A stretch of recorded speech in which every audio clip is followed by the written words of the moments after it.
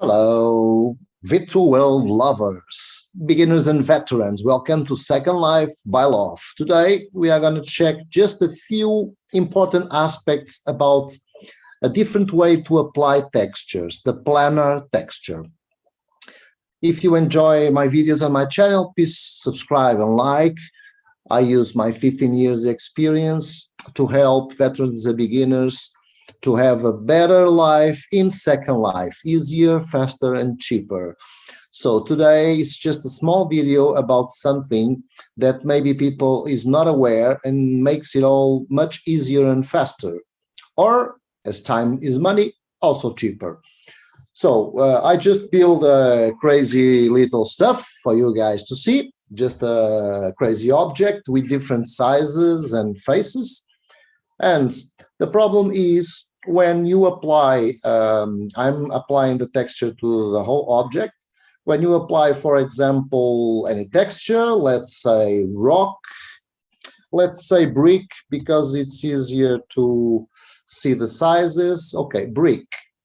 Okay, what happens is when you have, okay, here we go. When you have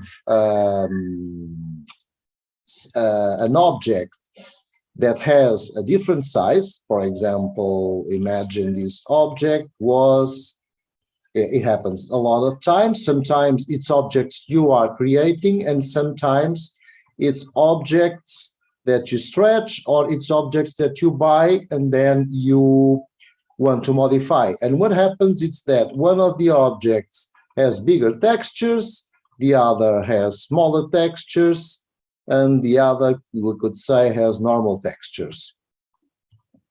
Okay, oh, I exaggerated a little bit. Okay, and here's the problem. You apply a texture, for example, now let's change it for wood, for example, or stone. Stone will be better. Stone, and it will not apply evenly. Why? Cobblestone, for example, cobblestone, good example. Because originally the object, just because you stretch it while it didn't have textures, or it was a different size, or you are applying textures to something you bought and it's modified and you are changing it, and you have this problem, okay? The same texture, different sizes, because the object's original information for the textures is different. In this case, it's 2929, in this case it's 3968, etc., etc. Well, there is one type of texture, because if you want to change the textures to these objects, which I did, I changed it to cobblestone, and now you want all the object to have the same size of textures. You cannot, if you go here and you say, for example, 1, 1, you see it doesn't happen.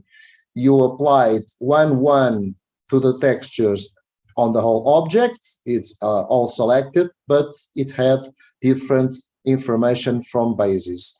But if you go here and choose planar, and then you apply, what happens is usually when you choose planar, these numbers are big and the texture is really tiny. Sometimes it's exaggeratedly tiny, and you see something like this. For example, it's very common, don't be afraid, like you don't even perceive the texture, but that's just a matter of numbers. But if you go here, for example, you selected planar, and you go here and you collect, for example, 0.5, and here 0.5, the texture, it's the same size no matter the size of the object, which is something that was not happening with the default. With the default, I don't know if it will resume to that. Now it resumed to the same size, all textures, but as you can see, bad results. Here is normal, here is stretched, and here is too big.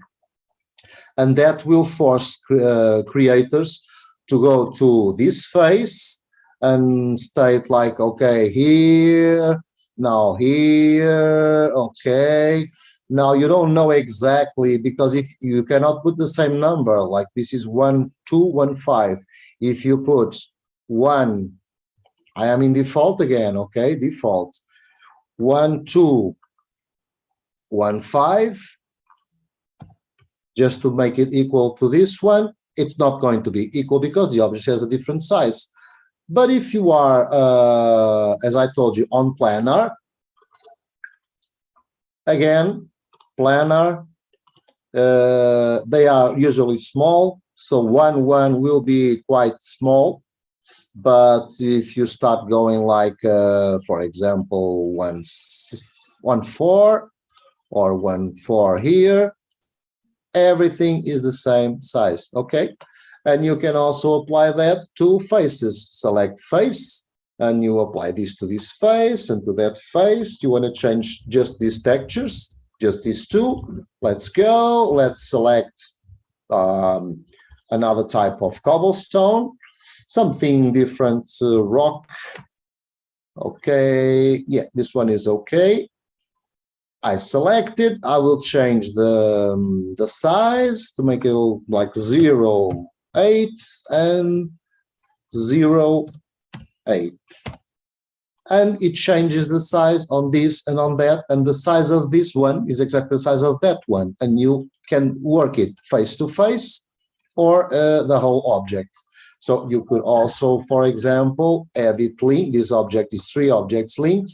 You go to edit link, you select the whole object, but it will select only this one, although it's still linked there, but you select edit link, and then you change the texture to tiles. Okay, tiles. What? Tile, okay, tile, okay. Avalon, for example, and there you go, different sizes. No worries. Let's go here, Planar. Let's put it 1 and 1. And there you go, the same size on the whole object, Planar. Okay, so when is bad to use Planar? Well, when you have curves. I will show you. I use it a lot.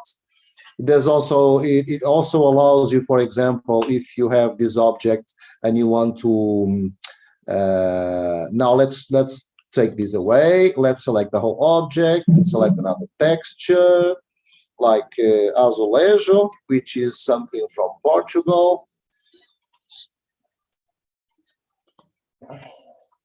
Okay, here we go.